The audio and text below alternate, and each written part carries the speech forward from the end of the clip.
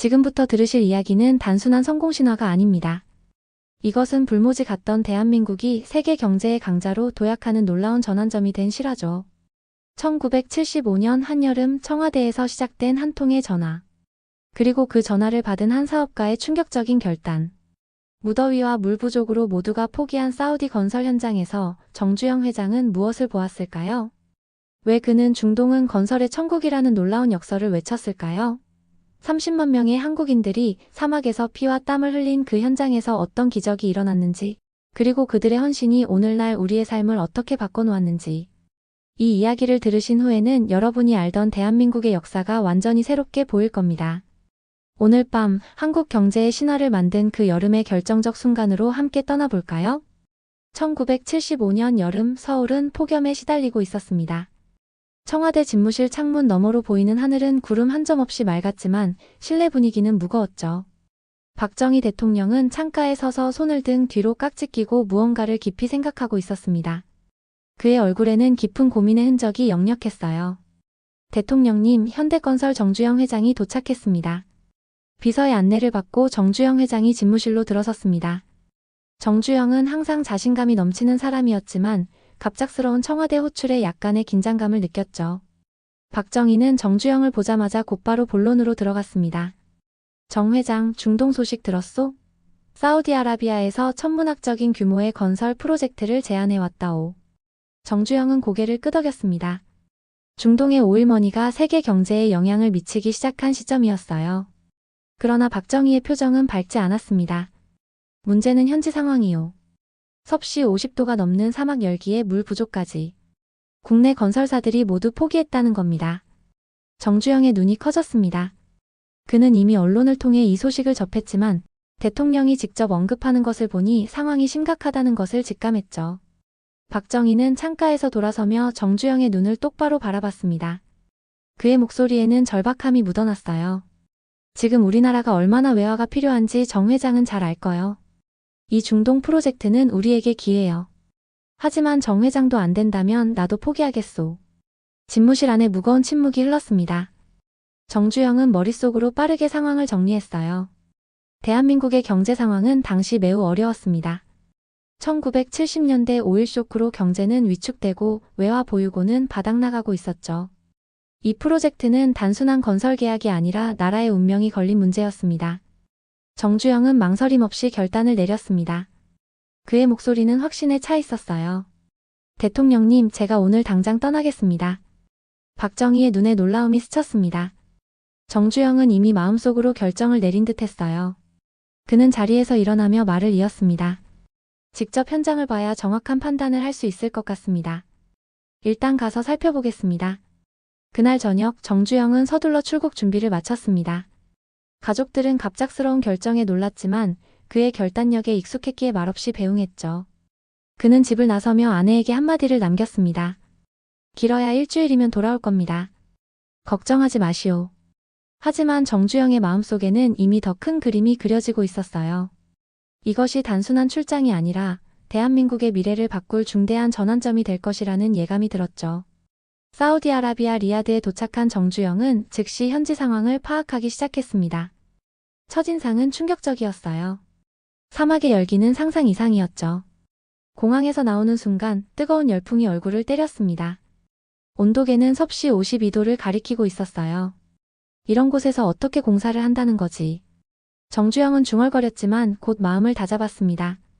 그는 현지 건설 관계자들을 만나 자세한 정보를 수집했어요.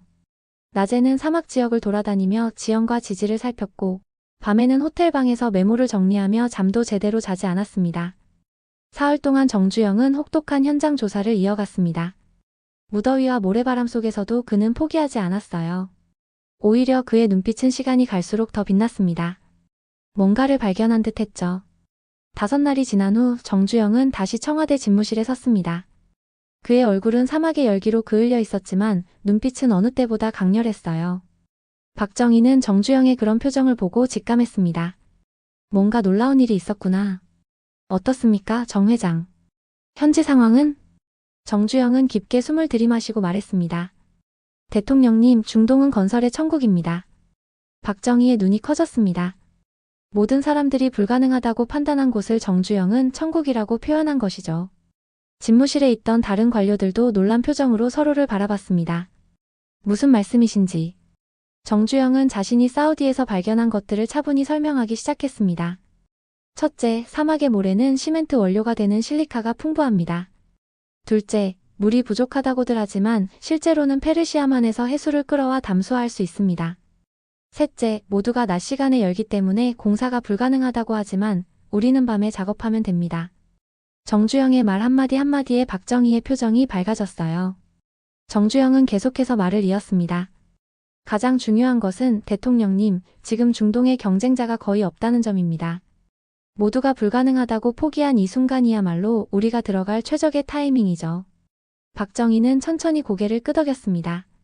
그는 정주영의 안목과 추진력을 알고 있었어요. 정주영이 이렇게까지 확신하는 것에는 분명히 이유가 있을 것이라 생각했죠. 결론이 뭔가요, 정 회장? 정주영은 결연한 목소리로 말했습니다. 우리가 사우디 공사를 다 독점해버립시다. 그 말을 듣는 순간 박정희의 눈에 결단이 서렸습니다. 그는 정주영의 자신감에 힘을 얻었어요. 이것은 단순한 건설 프로젝트의 차원을 넘어서 대한민국의 운명을 바꿀 역사적인 순간이었습니다. 사우디아라비아의 사막 한가운데서 놀라운 광경이 펼쳐지기 시작했습니다. 밤하늘 아래 무수한 횃불이 일직선으로 늘어서 있었어요. 마치 거대한 불뱀이 사막을 가로지르는 듯한 모습이었죠. 그 횃불 아래에서 30만 명의 한국 근로자들이 땀을 흘리며 일하고 있었습니다. 자, 좀 더 빨리. 해가 뜨기 전에 이 구간을 완성해야 합니다. 현장 감독관의 외침에 근로자들은 더욱 속도를 냈습니다. 그들은 낮에는 임시 천막에서 휴식을 취하고 밤에는 횃불 아래에서 작업하는 한국식 야간 공사 시스템을 구축했어요. 이것은 세계 건설 역사상 유례가 없는 시도였습니다. 한국인들의 작업 모습은 현지인들에게도 놀라움을 안겼어요. 사우디 정부 관계자들은 한국 근로자들이 보여주는 끈기와 효율성에 감탄했습니다. 그들이 쉬는 시간에도 담소를 나누거나 게으름을 피우는 대신 다음 작업을 준비하는 모습은 인상적이었죠. 달빛 아래 한 중년 근로자가 잠시 허리를 펴고 하늘을 바라봤습니다. 그의 이름은 김영호, 서울에서 아내와 새 아이를 두고 온 평범한 아버지였어요. 그는 주머니에서 가족 사진을 꺼내 잠시 바라봤습니다. 영호 씨, 쉬는 시간 끝났습니다. 동료의 부름에 김영호는 서둘러 사진을 다시 주머니에 넣었습니다. 그의 눈에는 결의가 서려 있었어요. 이곳에서의 고생은 가족의 미래를 위한 것이었죠. 사막의 밤은 차가웠습니다. 낮의 폭염과는 대조적으로 밤이 되면 온도는 급격히 떨어졌어요. 근로자들은 두꺼운 작업복을 입고 작업했지만 새벽녘에는 손가락이 굳어질 정도였습니다. 그럼에도 불구하고 그들은 멈추지 않았어요. 이게 우리나라를 먹여 살릴 일이라면 견딜 수 있지. 근로자들 사이에서 이런 말이 퍼져나갔습니다. 그들은 단순한 일꾼이 아니라 국가의 미래를 짊어진 개척자였어요. 그리고 그들의 노력은 곧 결실을 맺기 시작했습니다. 서울 김포공항. 보잉 747 여객기가 활주로에 착륙했습니다. 이 비행기에는 특별한 화물이 실려 있었어요. 바로 중동에서 벌어들인 달러였죠. 공항 화물창고에서는 관계자들이 긴장된 표정으로 화물을 인수했습니다. 이게 전부 우리가 번 돈이라니 믿기지 않는군요. 한 관계자가 중얼거렸습니다. 실제로 그 금액은 상상을 초월했어요. 중동 건설붐으로 한국은 유례없는 외화를 벌어들이기 시작했습니다. 마치 마른 땅에 단비가 내리듯 이 돈은 한국 경제에 활력을 불어넣었어요. 서울 변두리 작은 연립주택 단지. 우체국 직원이 한 집 앞에 서서 문을 두드렸습니다. 김영호 씨 댁인가요? 중동에서 송금이 왔습니다. 문을 연 여성의 얼굴에 환한 미소가 번졌습니다. 그녀는 김영호의 아내였어요. 그녀는 떨리는 손으로 통장을 받아들었습니다. 통장 안에 찍힌 금액을 보는 순간 그녀의 눈에서 눈물이 흘러내렸어요. 드디어 우리도 집을 가질 수 있겠네요. 이런 장면은 전국 각지에서 반복되었습니다. 중동에서 일하는 근로자들의 가족들은 처음으로 내 집 마련의 꿈을 이룰 수 있게 되었죠. 국민소득은 기하급수적으로 상승했고 대한민국의 국제적 위상도 함께 올라갔습니다.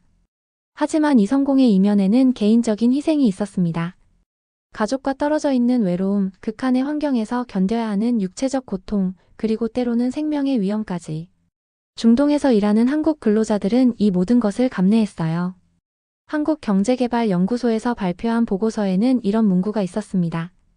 1970년대 중반 이후 한국 경제의 급성장은 중동 건설붐이 없었다면 불가능했을 것이다. 30만 명의 한국인들이 사막에서 흘린 땀은 우리나라 경제 성장의 원동력이 되었다. 그리고 이 모든 것의 시작에는 박정희 대통령과 정주영 회장의 과감한 결단이 있었습니다. 그들은 불가능해 보이는 상황에서도 기회를 포착했고 그것을 현실로 만들었어요. 시간은 빠르게 흘러 2018년이 되었습니다. 사우디아라비아의 한 신문사 사무실. 아랍뉴스의 칼럼니스트 아메드 알마이너스자이르는 자신의 컴퓨터 앞에 앉아 있었습니다. 그는 마감이 임박한 칼럼을 쓰고 있었어요. 40년 전 우리 동네에 한국인들이 왔다. 아메드는 이 문장으로 칼럼을 시작했습니다. 그는 어린 시절 자신의 마을 근처에 한국 건설 노동자들이 모여 살던 때를 선명히 기억하고 있었어요. 그들은 우리와는 달랐다. 낮에는 쉬고 밤에는 일했다. 우리가 그들을 이해하지 못했듯이 그들도 우리를 이해하지 못했을 것이다. 하지만 우리가 확실히 알게 된 것은 그들이 믿을 수 없을 만큼 열심히 일한다는 사실이었다. 아메드는 잠시 생각에 잠겼습니다. 그는 어린 시절 한국 노동자들이 일하는 모습을 구경하러 가곤 했어요.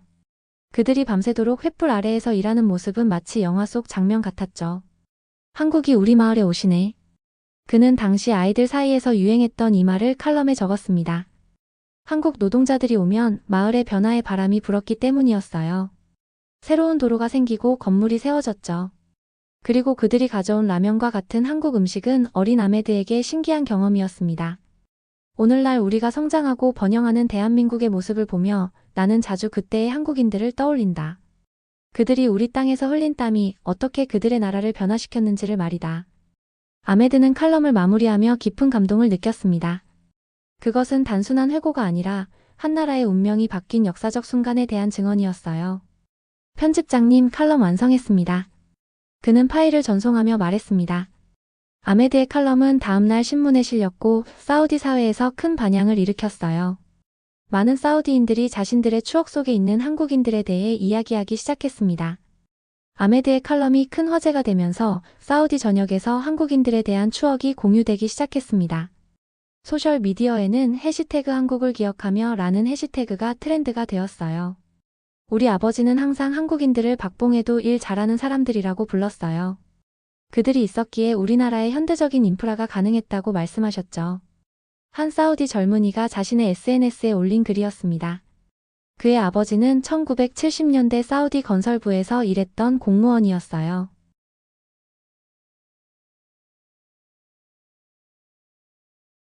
그들이 가져온 음식, 음악, 심지어 그들의 일하는 방식까지. 우리는 그들을 통해 완전히 다른 문화를 접했으니까요. 카페의 다른 손님, 사우디 역사학자인 파하드 알마이너스 사우드는 이 대화를 듣고 있었습니다. 그는 최근 사우디 마이너스 한국 관계의 역사에 관한 책을 준비하고 있었어요. 당시 한국 노동자들의 헌신은 전 세계적으로 유례가 없는 것이었습니다. 파하드가 대화에 끼어들었습니다.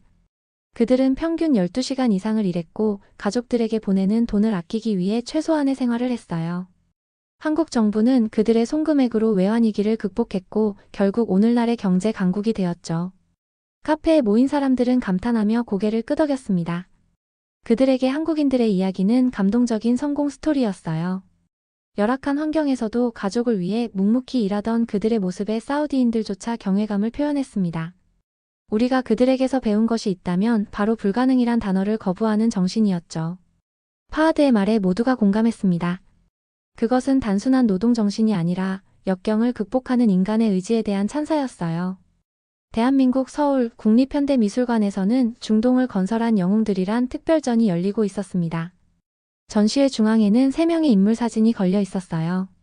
바로 정주영, 이병철, 그리고 박정희였습니다. 이들은 500년 만에 처음으로 우리 민족 역사에 등장한 영웅들입니다. 전시 해설사가 관람객들에게 설명했습니다. 그의 목소리에는 자부심이 묻어났어요. 한 명은 국가를 이끌었고 2명은 기업을 세웠습니다. 하지만 그들이 없었다면 오늘날의 대한민국도 없었을 겁니다. 관람객들은 경건한 마음으로 사진들을 바라봤습니다. 그 사진들 옆으로는 중동 건설 현장의 생생한 모습을 담은 흑백 사진들이 전시되어 있었어요. 30만 명의 한국인들이 사막에서 일하는 모습, 밤하늘 아래 늘어선 횃불들, 그리고 그들이 만든 도로와 빌딩들. 사진들 사이에서 한 노인이 조용히 눈물을 훔치고 있었습니다. 그는 김영호, 한때 사우디에서 일했던 그 건설 노동자였어요. 그는 이제 70이 넘은 할아버지가 되었지만 그 시절의 기억은 여전히 선명했습니다. 할아버지, 여기 사진에 할아버지도 있어요? 옆에 선 어린 손녀가 물었습니다. 김영호는 미소를 지으며 손녀의 머리를 쓰다듬었어요. 글쎄, 아마도 저 어딘가에 있을 거야. 하지만 중요한 건 그게 아니란다. 우리 모두가 함께 이루어낸 일이니까. 전시의 마지막 섹션에는 대형 스크린이 설치되어 있었습니다. 거기에는 한 문장이 큰 글씨로 비춰지고 있었어요. 그 여름의 결심이 오늘의 우리를 만들었다. 김영호는 그 문장을 읽으며 깊은 숨을 내쉬었습니다. 그것은 단순한 문장이 아니라 그의 인생과 대한민국의 운명을 바꾼 역사적 순간을 요약한 말이었죠. 전시회를 나오면서 김영호는 서울의 화려한 도시 풍경을 바라봤습니다. 높이 솟은 빌딩들, 번화한 거리, 그리고 자신감 넘치는 사람들. 이 모든 것이 그 시절 사막에서 흘린 땀의 결실이라고 생각하니 가슴이 뭉클해졌어요. 할아버지, 우리 집에 가요. 손녀의 말에 김영호는 고개를 끄덕였습니다. 그가 살고 있는 아파트는 40년 전 중동에서 번 돈으로 마련한 것이었죠. 그곳은 그의 자녀들과 손주들이 함께 모이는 따뜻한 보금자리가 되었습니다. 김영호는 자신의 희생이 헛되지 않았다는 것을 매일 느끼며 살고 있었죠. 그날 밤 김영호는 오래된 앨범을 꺼내보았습니다. 앨범 속에는 사우디 시절의 사진들이 고이 보관되어 있었어요. 황량한 사막에서 동료들과 함께 찍은 사진, 첫 월급을 받던 날의 기쁨이 담긴 사진, 그리고 한국으로 돌아오던 날 공항에서 찍은 사진. 할아버지, 이 사진들은 뭐예요? 잠자리에 들기 전 할아버지 방에 들른 손녀가 물었습니다. 김영호는 손녀를 무릎에 앉히고 사진들을 하나씩 설명해주기 시작했어요. 이건 할아버지가 아주 젊었을 때 먼 나라에 가서 일했던 때의 사진이란다. 그때는 우리나라가 지금처럼 부유하지 않았어. 모두가 가난했지. 하지만 우리는 포기하지 않았단다. 손녀의 눈이 호기심으로 반짝였습니다. 김영호는 계속 이야기했어요. 사막은 정말 뜨거웠어. 낮에는 밖에 나갈 수도 없을 정도였지. 그래서 우리는 밤에 일했단다. 물도 부족했고 먹을 것도 많지 않았어. 하지만 우리 모두는 한국을 위해, 그리고 우리 가족을 위해 참고 일했지. 그의 목소리에는 자부심과 감동이 섞여 있었습니다. 그것은 단순한 추억이 아니라 대한민국이 일어서는 과정에서 자신이 기여한 부분에 대한 긍지였죠. 할아버지가 그때 열심히 일하셔서 지금 우리가 잘 살 수 있는 거예요? 손녀의 순진한 질문에 김영호는 미소를 지었습니다. 그는 손녀의 작은 손을 자신의 거친 손으로 감싸주었어요. 그렇단다. 할아버지뿐만 아니라 그때 모든 사람들이 함께 노력했기 때문에 지금의 대한민국이 있는 거야. 우리는 불가능해 보이는 일에 도전했고 그것을 가능하게 만들었지. 창밖으로 서울의 밤 풍경이 빛나고 있었습니다. 김영호는 문득 50년 전 정주영 회장이 박정희 대통령에게 했던 말을 떠올렸어요. 중동은 건설의 천국입니다. 그때는 아무도 믿지 않았던 그 말이 이제는 역사가 되었습니다. 불가능을 가능으로 바꾼 그 여름의 결심이 오늘날 대한민국의 번영을 가져온 것이죠. 김영호는 잠이 든 손녀를 자신의 침대에 눕히고 가만히 이불을 덮어주었습니다. 손녀의 평화로운 잠자는 모습을 바라보며 그는 마음속으로 생각했어요. 그래, 우리의 희생은 헛되지 않았어. 이 아이들이 더 나은 세상에서 살 수 있게 되었으니까. 창밖으로 보이는 서울의 밤하늘에는 별들이 빛나고 있었습니다. 마치 50년 전 사우디의 사막 밤하늘처럼 말이죠. 김영호는 그 별들을 바라보며 생각했습니다. 우리는 그때 별을 보며 꿈을 꾸었고 그 꿈은 이제 현실이 되었다고. 그 여름의 결심이 오늘의 우리를 만들었다. 김영호는 잠들기 전 마지막으로 이 문장을 중얼거렸습니다. 그것은 단순한 역사적 사실이 아니라 그의 인생과 대한민국의 운명을 함께 엮은 진실된 이야기였습니다.